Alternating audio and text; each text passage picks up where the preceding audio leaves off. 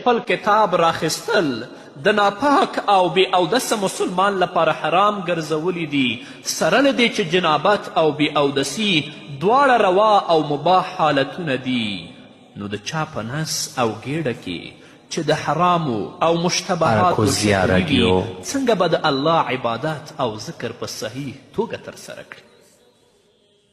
یحیی بن معاذ رازی رحمه الله فرمای طاعت د الله په خزانو کې ذخیره شوی دی. د دغه خزانو کنجي یا د دغو خزانو کلي دعا او غاښونه حلال خوړل دي. نو کومه کلي چې غاښونه ونه لري دروازه به خلاصه نه کړي، او چې دروازه ورته خلاصه نشي نو څنګه به د طاعت خزانې ته ورسیږي؟